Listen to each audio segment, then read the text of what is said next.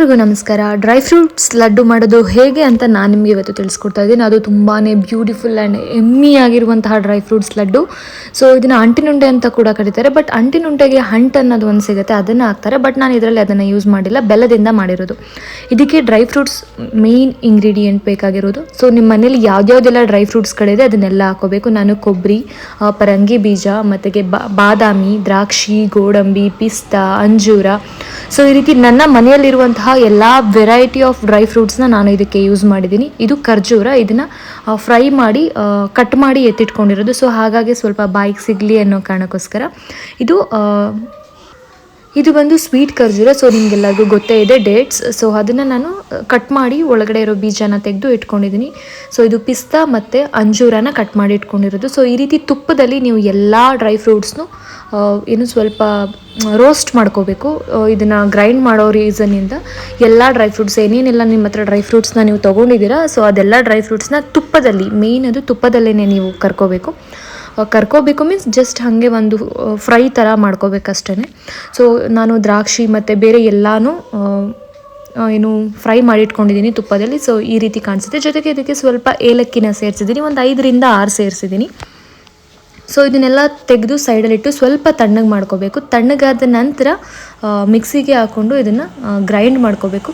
So ಇದನ್ನು ಸೈಡಲ್ಲಿ grind ಮಾಡ್ತಾ ಇದ್ದೀನಿ. ಜೊತೆಗೆ ಪಾಕ ಮಾಡ್ಕೊಳ್ಳೋದಕ್ಕೆ ರೆಡಿ ಮಾಡ್ಕೊತಿದ್ದೀನಿ. ನಿಮಗೆ ಬೆಲ್ಲ ಕ್ವಾಂಟಿಟಿ ನೋಡ್ಕೊಳ್ಳಿ, ಎಷ್ಟು ನೀವು ಮಾಡ್ತಿದ್ದೀರಾ ಡ್ರೈ ಫ್ರೂಟ್ಸ್ ಲಡ್ಡುನ, ಅದ್ರ ಮೇಲೆ ಕ್ವಾಂಟಿಟಿಯಾಗಿ ನೀವು ಪಾಕನ ತೊಗೊಳ್ಳಿ. ಪಾಕ ಮೀನ್ಸ್ ಅಂಟು ಪಾಕ ಅಂತ ಹೇಳ್ತಾರಲ್ವ, ಸೊ ಆ ಒಂದು ಥಿಕ್ನೆಸ್ಸಲ್ಲಿ ನೀವು ಮಾಡಿಕೊಂಡ್ರೆ ಸಾಕು. ಸೊ ಸ್ವಲ್ಪ ನೀರು ಹಾಕೋಬೇಕಾಗತ್ತೆ.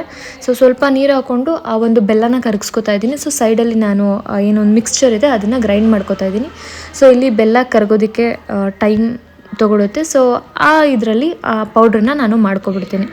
ಸೊ ಫುಲ್ಲು ಮೆಲ್ಟಾಗಿ ನಿಮ್ಗೆ ಗೊತ್ತಿತ್ತೆ ಅಲ್ಲ, ಒಂದು ಎಳೆ ಪಾಕ ಅಂತ ಹೇಳ್ತಾರೆ. ಸೊ ಆ ಎಳೆ ಪಾಕ ಬರೋವರೆಗೂ ನೀವು ಅದನ್ನು ಫುಲ್ ಮಾಡ್ಕೋಬೇಕು. ಸೊ ನಾನು ಅದಾದಮೇಲೆ ಒಂದೇ ಡ್ರೈ ಫ್ರೂಟ್ಸ್ ಏನೇನೆಲ್ಲ ಪುಡಿ ಮಾಡ್ಕೊಂಡಿದ್ನಲ್ಲ ಅದನ್ನೆಲ್ಲ ಹಾಕಿದ್ದೀನಿ. ಜೊತೆಗೆ ಸೈಡಲ್ಲಿ ಎತ್ತಿಟ್ಕೊಂಡಿದ್ನಲ್ಲ ಡೇಟ್ಸು ಮತ್ತು ಪಿಸ್ತಾ ಅದೆಲ್ಲ, ಸೊ ಅದನ್ನು ಕೂಡ ಇದಕ್ಕೆ ಆ್ಯಡ್ ಮಾಡ್ಕೊಂಡಿದ್ದೀನಿ. ಸೊ ಲಾಸ್ಟಲ್ಲಿ ಅದನ್ನು ನಾನು ಹಾಕ್ತಿರೋದು ಏಲಕ್ಕಿ ಪೌಡರ್. ಸೊ ನಾನು ಏಲಕ್ಕಿ ಹಾಕಿದ್ದೀನಿ, ಬಟ್ ಇನ್ನೂ ಸ್ವಲ್ಪ ಫ್ಲೇವರ್ ಚೆನ್ನಾಗಿ ಬರಲಿ ಅನ್ನೋ ರೀಸನ್ಗೋಸ್ಕರ ಆ ಪಾಕಕ್ಕೆ ಏಲಕ್ಕಿ ಪುಡಿನ ಆ್ಯಡ್ ಮಾಡಿದೆ. ಸೊ ಈ ರೀತಿ ನೀಟಾಗಿ ಮಿಕ್ಸ್ ಮಾಡ್ಕೋಬೇಕು. ಸೊ ಇದನ್ನು ಸ್ಟವ್ ಆಫ್ ಮಾಡಿಕೊಂಡು ಮಾಡ್ಕೋಬೋದು, ಹಾಗೇನೂ ಮಾಡ್ಕೋಬೋದು. ಸೊ ಅದಾದಮೇಲೆ ಹೊರಗಡೆ ತೊಗೊಂಡು ಮತ್ತು ಇನ್ನೂ ಪಾಕ ಇರುತ್ತಲ್ಲ, ಸೊ ಆ ಪಾಕಕ್ಕೆ ಒಂದೇ ಸ್ವಲ್ಪ ಫ್ರೈ ಮಾಡ್ಕೊಂಡಾದ ನಂತರ ಸ್ವಲ್ಪ ತೊಗೊಂಡು ಈ ರೀತಿ ಫುಲ್ ನೀಟಾಗಿ ಇದನ್ನು ಮಿಕ್ಸ್ ಮಾಡ್ಕೋಬೇಕು. ಸೊ ಫೈನಲಿ ಡೇಟ್ಸ್ ಇಟ್ಕೊಂಡಿದ್ನಲ್ಲ, ಸೊ ಆ ಡೇಟ್ಸ್ನ ಹಾಕ್ತಾಯಿದ್ದೀನಿ. ಸೊ ಈ ಡೇಟ್ಸ್ ಒಂಥರ ಅಲ್ಲಲ್ಲಿ ಬಾಯಿಗೆ ಸಿಗುತ್ತೆ ಗೊತ್ತಾ. ಸೊ ಅದು ಒಳ್ಳೆ ಟೇಸ್ಟ್ನ ಕೊಡುತ್ತೆ ನಮ್ಮ ಈ ಒಂದು ಡ್ರೈ ಫ್ರೂಟ್ಸ್ ಲಡ್ಡಿಗೆ. ಇದು ತುಂಬಾ ಹೆಲ್ದಿ. ಹೆಣ್ಮಕ್ಳಂತೂ ಎವ್ರಿಡೇ ತಿನ್ನೋದ್ರಿಂದ ತುಂಬಾ ಶಕ್ತಿ ಬರುತ್ತೆ. ಜೊತೆಗೆ ಯಾವುದೇ ರೀತಿ ಆರ್ಟಿಫಿಷಿಯಲ್ಸ್ ಕಲರ್ಸ್ ಏನೂ ಯೂಸ್ ಮಾಡಿಲ್ಲ.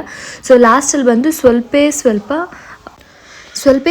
ಹನಿನ ಯೂಸ್ ಮಾಡ್ತಾ ಇದ್ದೀನಿ. ಸೊ ಅದು ಒಂದು ಒಳ್ಳೆ ಟೇಸ್ಟ್ ಕೊಡುತ್ತೆ ನಮ್ಮ ಈ ಡ್ರೈ ಫ್ರೂಟ್ಸ್ ಲಡ್ಡುಗೆ. ಸ್ವಲ್ಪ ಹನಿ ಯೂಸ್ ಮಾಡ್ತಾ ಇದ್ದೀನಿ. ಜೊತೆಗೆ ಈ ರೀತಿ ಉಂಡೆಗಳನ್ನಾಗಿ ಮಾಡ್ಕೋಬೇಕು, ಬಿಸಿ ಇರುವಾಗೇ ಮಾಡ್ಕೋಬೇಕು. ಸೊ ತಣ್ಣಗಾದಮೇಲೆ ಅದು ಒಂದು ನಾವು ಮುದ್ದೆ ಮಾಡ್ತೀವಲ್ವ ಕೈಯಲ್ಲಿ, ಸೊ ಆ ಒಂದು ಇದನ್ನು ಕಳ್ಕೊಂಬಿಡುತ್ತೆ, ಅದು ಬೆಲ್ಲ ಎಲ್ಲ ಡ್ರೈ ಆಗಿಬಿಡುತ್ತೆ.